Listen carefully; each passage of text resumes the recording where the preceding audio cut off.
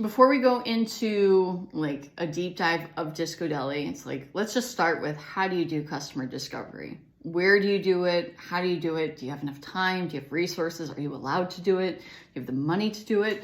There's all these questions that come up, right, as PMs, and we try to figure out practically, how does this actually happen? And the way I would maybe pivot the conversation, because what's often preached is like, talk to customers, have weekly interviews and all of that, right? There's a lot of logistics that go into that. And if you're in a lot of meetings, like, yikes. And if you don't have a dedicated researcher, good luck.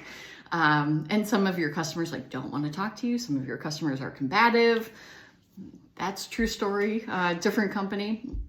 And so the pivot I would put on customer discovery lends itself to the different ways that you can actually gather insights about your customers. It doesn't just have to be live, directional interviewing with customers. It could be voice of the customer, trends that you're seeing inside Zendesk with your success team, Slack feedback channels. We have actually, based off of tags, it pipes directly into our Slack. So when we launch a feature, we actually see feedback categorically by that feature. So we know the areas of opportunity to improve, features A, B, C, D, etc. So that's another way. We run surveys inside of our emails where people can opt in and tell us or answer questions about how they're thinking about travel.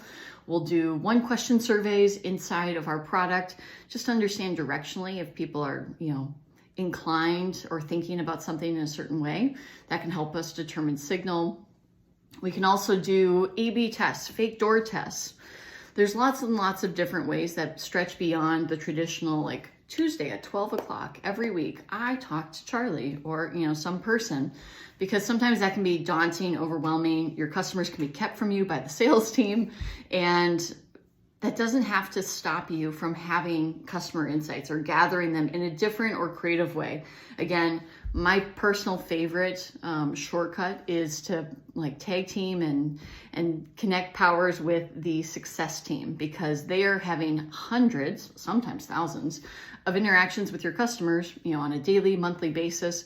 And so they're going to be able to quickly tell you, the areas of opportunity. What are customers saying? When they share their frustrations, what are some of those quotes? Because then you can take those quotes and then make those kind of North Star criteria for the next thing that you built, which is really the heart of CDH, right? Is keeping the customer at the forefront. But again, sometimes you don't have the money for user interviews or usability testing and things like that, or you're just burnt out, let's be honest.